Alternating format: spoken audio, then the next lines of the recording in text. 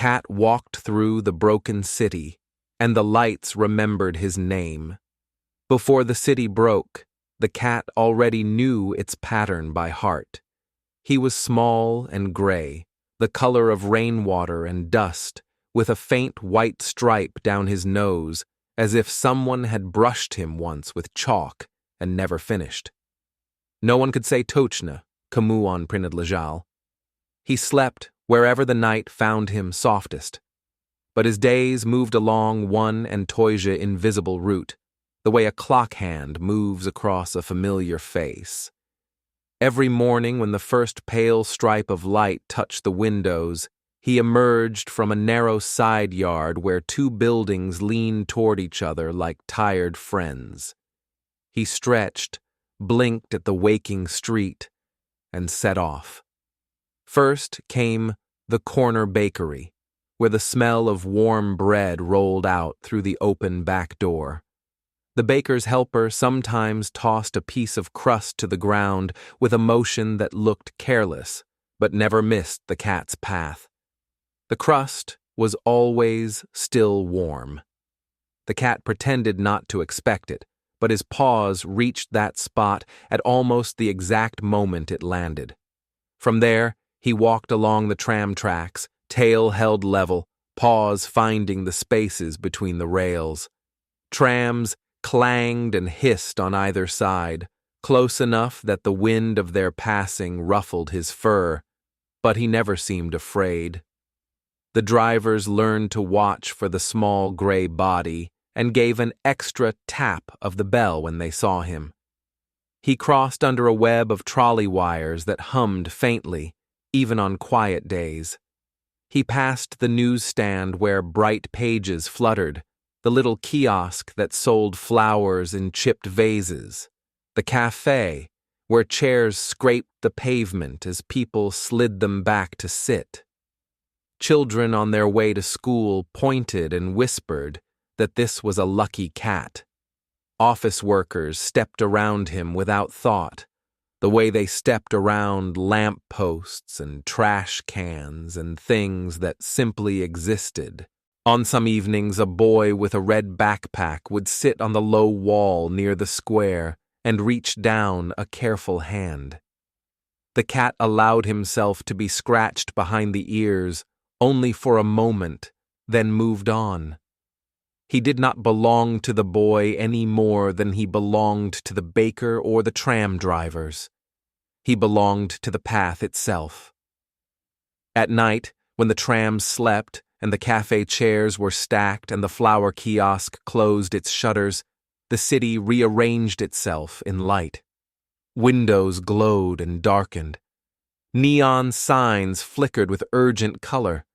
Street lamps clicked on one by one in a spreading wave, their soft hum joining the whisper of distant traffic. Along the cat's route, the lamps became a kind of quiet chorus. There seemed to be more of them than necessary. One at the corner by the bakery, another near the tram stop, two in the small square by the fountain that rarely worked. Their overlapping circles of light made a continuous ribbon he could walk without ever fully stepping into darkness. He did not think of safety or planning. He moved through the glow the way a fish moves through water, carried by instinct older than questions. Then, one ordinary afternoon, something arrived that the city did not know how to swallow. The sky darkened at an hour when it should have been bright. There was a distant sound, too low and too wide to belong to any familiar engine. People lifted their heads, brows drawn, sensing the wrongness before they could name it. The cat was near the tram depot when the first blast rolled through the streets. It was not like thunder. Thunder comes from above, and even in anger, it carries the weight of sky. This sound rose from the ground itself, shaking the stones, slamming against walls. Glass jumped in its frames.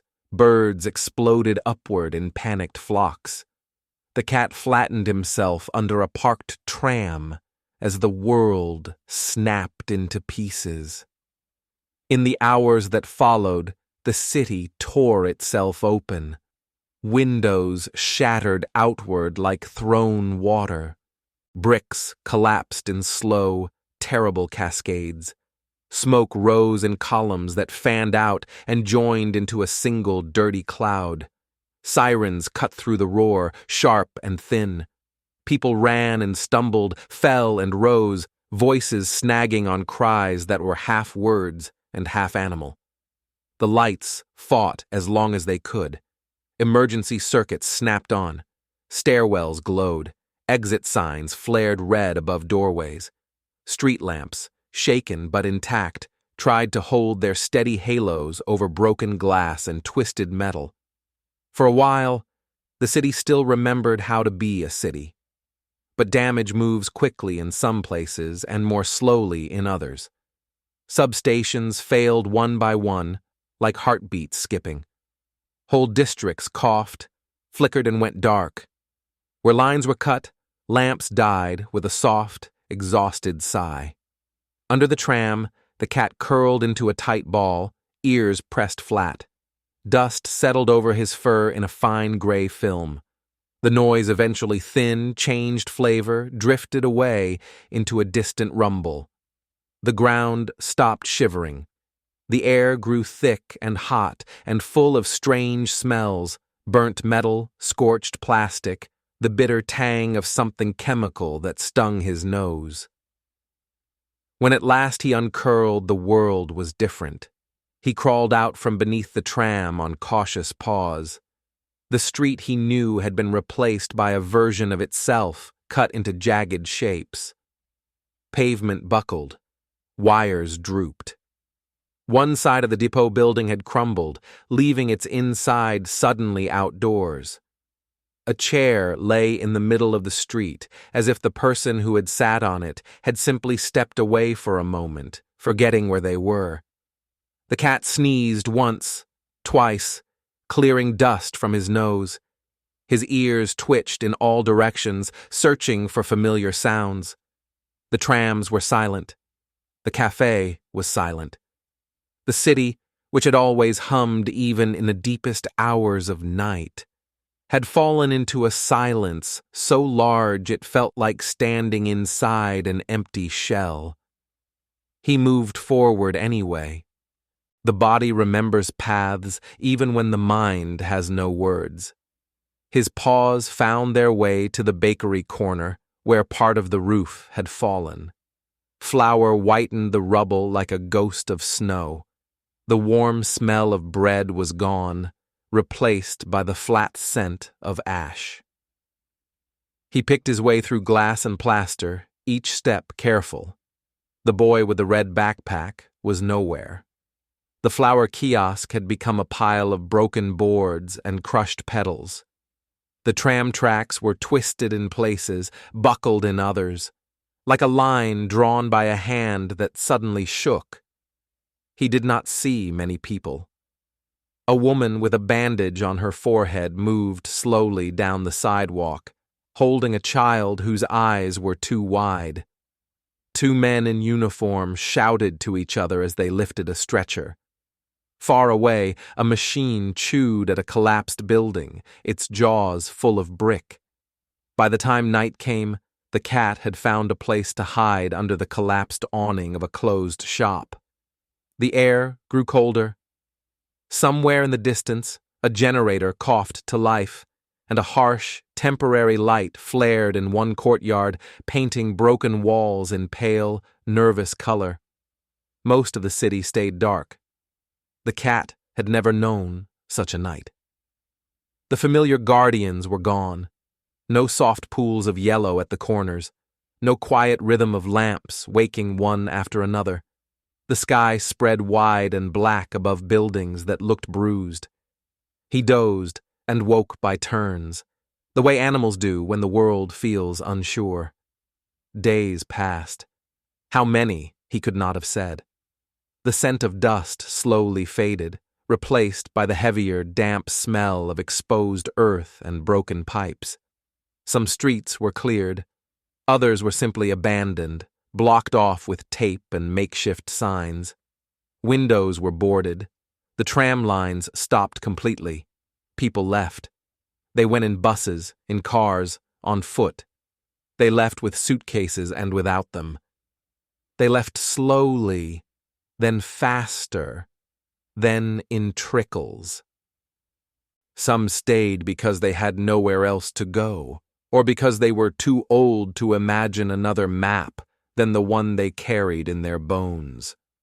The city shrank, not in size but in awareness. Whole districts fell into a kind of sleep, stretched out in silence behind fallen bricks and tangled cable. The electric grid lay in pieces. Engineers did what they could. They patched main lines to hospitals, to shelters, to the few blocks where life still clung in bright signs and open doors. They stripped power from some neighborhoods entirely to feed others. They turned streets that had once been bright at all hours into corridors of permanent twilight. And yet, somewhere deep in the tangled logic of the system, there remained a memory of how things had been. The cat found this out by accident. He had survived the worst. That alone was a kind of quiet miracle. He hunted in vacant lots, catching mice that had fled their broken tunnels into new, awkward hiding places. He learned which ruined buildings were stable enough to shelter in, and which creaked ominously when the wind pressed against them. He drank from puddles that tasted of rust, and from one stubborn fountain that still spat a thin stream of water. One evening, without thinking, he traced his old route. There was no reason for it. Hunger did not lead him that way. He had already eaten. There was no familiar voice to follow, no whistle, no call. Only the slow pull of habit, the faint corridor in his mind that said, here, then here, then here. He emerged from a narrow gap between a crumpled wall and a leaning fence and found himself at what had once been the bakery corner. The building was half gone now, its upper floors collapsed inward, but the shape of the street remained. The smell of yeast had vanished, yet some echo of it seemed to linger in the cracks. The sky was sliding from blue to gray. A thin wind moved ash along the gutter. The cat walked on. He padded along the old tram route, though there were no trams now, only the scars of their tracks. He passed the empty newsstand, its metal shutter dented. He slipped by the square where the fountain bowl lay cracked open like a broken dish. When he reached the intersection near the café, the one where he had often paused to watch people come and go, night finally closed its hand around the streets. For a moment, darkness held. Then, with a soft click, a single street lamp above the corner shivered and came to life. The bulb did not glow steady and bright as it once had. Its light stuttered, dimmed, flared, stabilized, then shook again as if powered by a heart that had forgotten its rhythm. But it shone all the same, casting a small circle of pale gold onto the broken pavement. The cat froze, pupils widening. In the weeks since the catastrophe, he had seen lights, yes, floodlights on tall stands in work zones, the sharp rectangles of windows where generators hummed in basements. But he had not seen a lone street lamp awaken like this, in the middle of so much failure. He blinked once, twice. The lamp hummed faintly above him, like an old throat clearing. He stepped forward. As his paws crossed the edge of the light, another lamp further down the street flickered, coughed, and joined the first. A third, near the tram stop, gave a weak, stubborn glow. The lamps did not line up in a clean, modern row. Some stayed dead. But those that could reach each other seemed to pass some hidden message along the cables. From a high window in a building that had survived with more scars inside than out, an old woman watched. Her name did not matter now, not to the city, but it mattered to her enough that she repeated it each morning when she woke, as if reminding herself she was still attached to it. She had once taught children to read sums and letters, taking pride in the slow untangling of their faces as confusion turned to understanding. The school was gone. Her students were scattered. Her son had left for another country years before the bombing, and now letters did not come at all. She had not left with the others. There were many reasons, some practical, some stubborn, some that could not be explained even to herself. In the end, she stayed because the idea of learning a new city at her age felt more frightening than living inside a wounded one she already knew.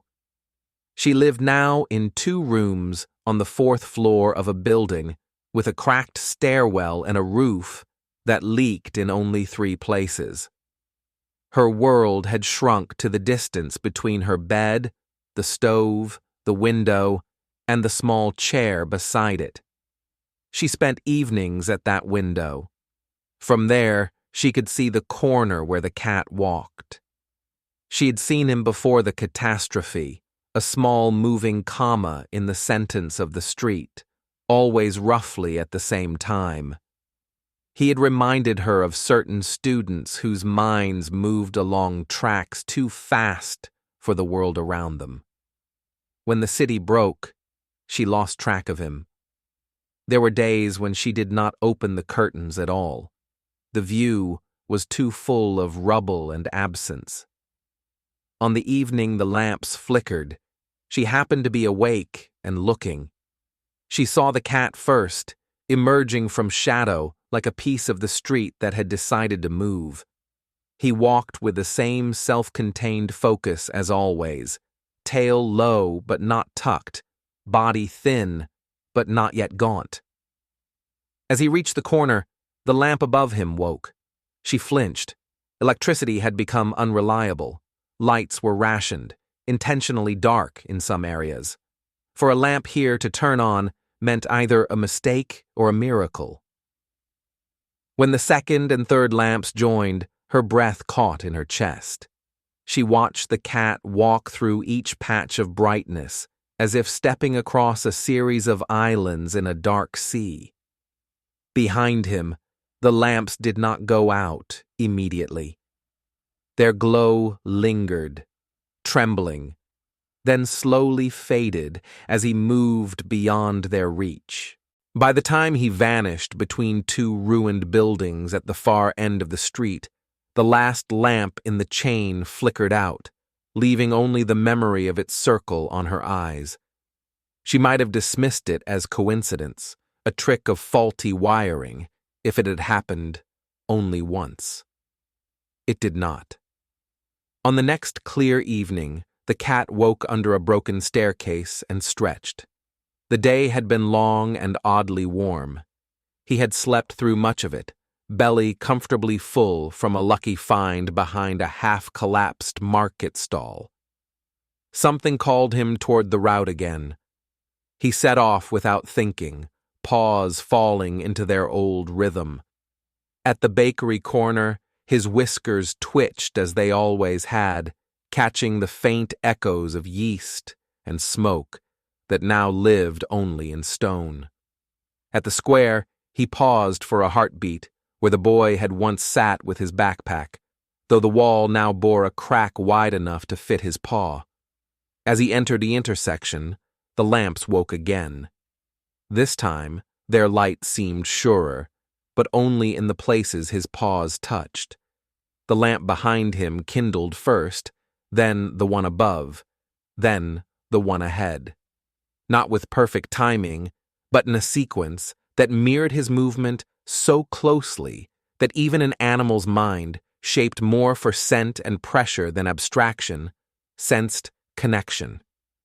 Up in her window, The old woman whispered a word she had not used in many years. Omen. She was not alone in noticing. Deep below ground, in a room that had once served as storage for office furniture and now held a makeshift control center, a man named Victor sat before a tired bank of monitors. Victor had not meant to become a guardian of lights. Before, he had been a technician in a small private company that did quiet things with security cameras and building alarms. When the city broke, his company's office disappeared under a pile of concrete. He survived in a stairwell and crawled out into a world that suddenly needed hands like his for other purposes.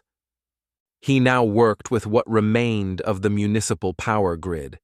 Most of his days were spent in a rhythm of patch and plead. Patch this line, plead with that transformer not to fail. He knew the map of the city not by street names, but by circuits and switches. He saw neighborhoods as clusters of demand and damage, red and green on his screens. One night, while adjusting priority to a shelter on the west side, he noticed something odd. On a sector that should have been nearly dead, a thin pulse of current moved along the line, switching each lamp in a shallow arc from off to barely on, then back again. The system marked it as a minor surge and carried on. Victor frowned. He isolated that branch and watched. At first nothing happened, then, several minutes later, the pattern repeated. A lamp near the bakery corner woke to a faint glow, then another near the square, then another at the intersection. The activation did not resemble the clean, timed sweep of a programmed system. It stuttered and skipped, more like an old tune hummed by someone who had forgotten some of the words. He recorded the data and let it loop. When it happened again the next evening, roughly at the same time, he leaned closer.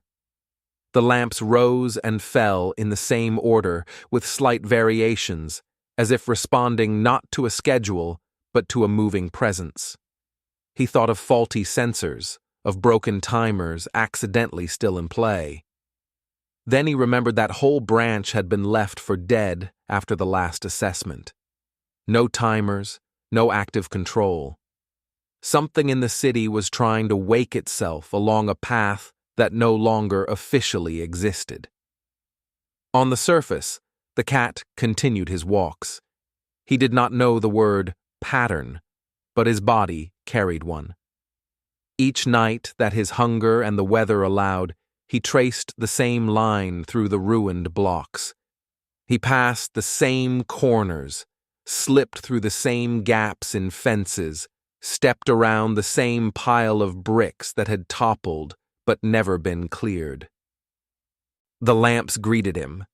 Sometimes they flickered to life a heartbeat before he reached their pools. Sometimes they hesitated until he was almost through, then flared, casting his tail in sharp shadow on a shattered wall. On a few nights, when wind and dampness conspired against fragile cables, one or two failed entirely, but the others compensated, throwing their fragile halos a little farther to catch him. The old woman at the window began to wait for him. She timed her small evening rituals around the chance of seeing the little gray figure. She would light a candle in a chipped glass on the sill and sit with her hands folded, listening to the hush of the street. When the first lamp trembled awake, deep inside her something answered like an echo of the roll call she used to take in her classroom. Victor, in his underground room, started marking the pulses on a map. He spread a creased paper on the table and placed small dots where he saw the lamps respond, night after night. The dots described a path that made no sense in terms of infrastructure, but would have been perfectly understandable to anyone who had known the city as a place to live rather than as a diagram. Bakery, corner, tram stop, little square with the fountain, café intersection. He realized with a slow chill that he had walked that same route many times on his way to work, before everything changed. One evening, curiosity overcame fatigue. He left the screens in the care of a younger technician and climbed the long stairs to the surface.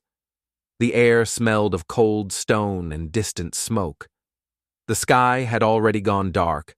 Only a few windows glowed here and there. He walked toward the dead sector, boots crunching over grit. At first he saw nothing unusual. The street was just another broken corridor. Then, at the far end, something moved, a small gray shape, stepping delicately along the edge of the tram tracks. The cat approached the bakery corner, tail low, whiskers forward. The lamp above him flickered on. The pale circle of light revealed the cat's thin shoulders, the dust on his coat, the white line down his nose. Victor stopped in the shadow of a doorway and held his breath. As the cat padded through the light, another lamp woke near the square. Then another near the café. The sequence matched the pulses he had seen on his screens. Here, though, it felt less like a system artifact and more like recognition. For a long moment, man and animal shared the street. The cat glanced toward him once, briefly, eyes reflecting the lamp glow in narrow slits. Then his gaze moved on. He was looking for other things: open doorways, crumbling ledges, the safe shapes of shadows. Victor did not call out. Words would have shattered something delicate that he could not name. He watched until the cat vanished and the last lamp dimmed, then turned back toward his underground room, carrying with him the knowledge that somewhere in the city, a pattern had survived not in cables, but in paws. As seasons shifted, the city continued its slow, uneven work of repair and forgetting. New scaffolds appeared around some buildings. Entire blocks were fenced off and marked for demolition. Trucks came and went. A handful of new windows lit up in structures that had once been dark.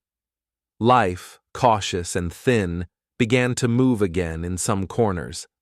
Other areas remained untouched, as if someone had drawn an invisible curtain across them and written, "Later." The cat's route lay across that curtain. He aged, as all living things do. The shine of his coat dulled around the edges. A small scar appeared on one ear from an encounter with a dog that had wandered in from elsewhere. His movements grew a fraction slower, his jumps a little more measured. Still, he walked. On nights when rain came in fine needles, he shook droplets from his whiskers and went anyway. On nights when frost turned rubble into brittle sugar, his paws found the warm streak of the tram tracks, where some residual heat still rose from deep beneath the ground. On nights when even the stars seemed too tired to come out, he traced his line through the dark, trusting that the lamps, if they could, would meet him partway. The old woman grew thinner in her chair by the window. Her hands, which had once held chalk and notebooks, now trembled when she lifted the kettle. Her eyesight blurred sometimes, but she could still make out the shape of the cat against the pale slice of the street. Each time the lamps flared for him, a small warmth stirred in her chest, as if the city were briefly remembering not only him, but her as well. Victor spent less time on that particular map. New crises demanded his attention.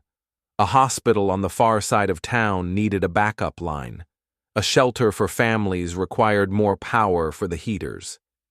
He still checked the old sector from time to time, and when he saw the familiar pulses, he noted them with a faint, stubborn smile.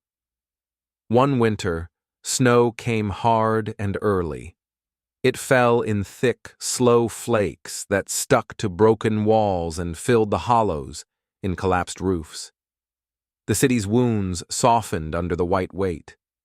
Sounds grew muffled. The tram tracks became twin silver scars under a blanket of frost. For the cat, snow meant new work. He could no longer trust the usual sounds.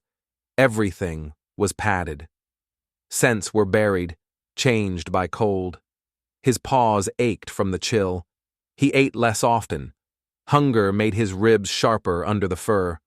One night, as he turned onto the tram route, a gust of wind shoved a drift of snow from a rooftop. It slid, silent at first, then hit the ground in a heavy, collapsing wave, spilling across the sidewalk and part of the street. The cat leapt backward, startled. His hind paws slid on ice. He tumbled, hit the edge of a broken step, and landed awkwardly. Pain shot like fire from his back leg. He lay still, panting, the steam of his breath blowing small clouds into the air. The snow drift, now settled, looked harmless. His leg did not.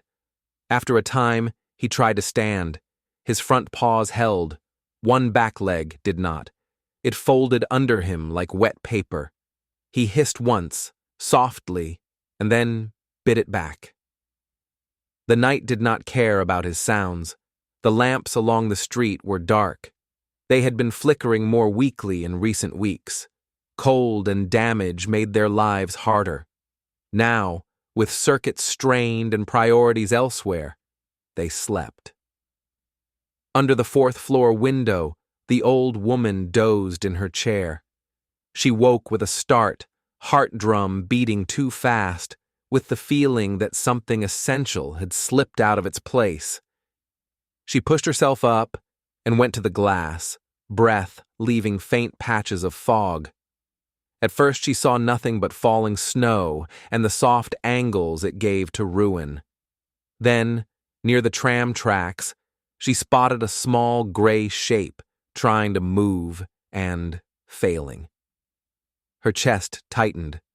The streets were a different country now. When she had been younger, she would have thought nothing of throwing on a coat and heading down, navigating ice and broken steps by muscle memory. Now every stair was a negotiation. Still, the thought of staying where she was and doing nothing made her stomach feel hollow. She wrapped herself in her heaviest coat, shoved her feet into old boots, and took the stairs one at a time, hand clenched around the railing. Outside, the snow bit her cheeks with tiny teeth. The cold made her eyes water. She walked toward the tram route, each step methodical. The cat heard her before he saw her. Her steps were slower than the confident strides of rescue workers, different from the light skipping of children.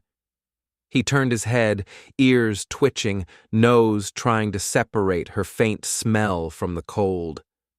She saw him then, a small, dark shape curled against the low wall where he had dragged himself.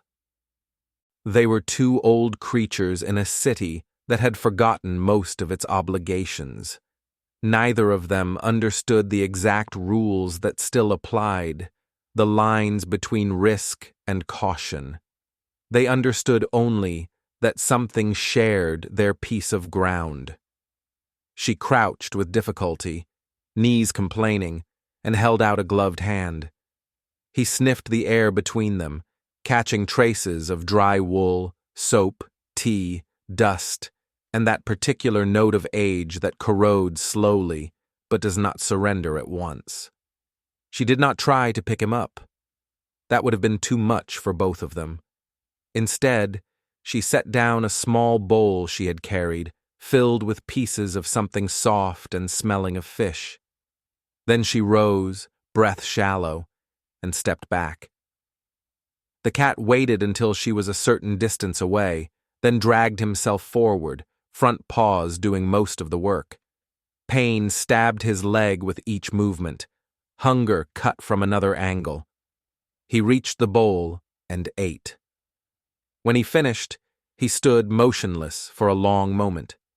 Snow clung to his whiskers. He flicked them once, twice. Then, with a cautious, limping step, he shifted in the direction of the old route. The lamps along the street remained dark. Something in the buried logic of the grid, in frayed lines and half-broken relays, sensed a familiar call. Power, thin and intermittent, shifted minutely. Above the bakery corner, a lamp flickered, failed, then tried again.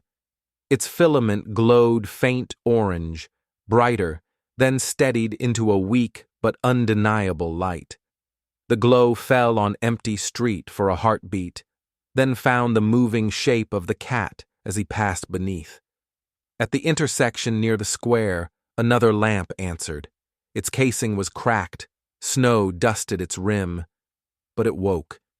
The old woman, halfway back to her building, saw the sudden pools of gold on the snow and stopped, breath clouding in front of her. Tears sprang to her eyes, startling her with their heat against the cold. In the underground control room, an alarm pinged softly on Victor's screen. He frowned, leaned closer. The dead sector had drawn a thin, unexpected thread of current, just enough to light a handful of lamps along a very particular line. He did not need the map anymore to recognize the pattern. He sat back, rubbing his eyes. "Still walkin'," he said aloud to no one, voice rough from disuse. Then he adjusted the priority on that branch by a hair, stealing a sliver of power from a billboard that no one needed to see. On the street, the cat moved through his pain. He limped past the bakery corner into the trembling circle of the first lamp. He rested there for a breath, letting the small warmth brush his fur. Then he moved on, toward the tram stop, the square, the café. Each lamp he approached did its best. Some flared fully, throwing clear light on his thin frame. Others managed only a timid glow, like a candle nearly spent. One stayed dark altogether, its guts too damaged, but its neighbor strained brighter, stretching its halo an extra meter as if to cover the gap. To anyone watching from above, it might have looked as though the lights were following him.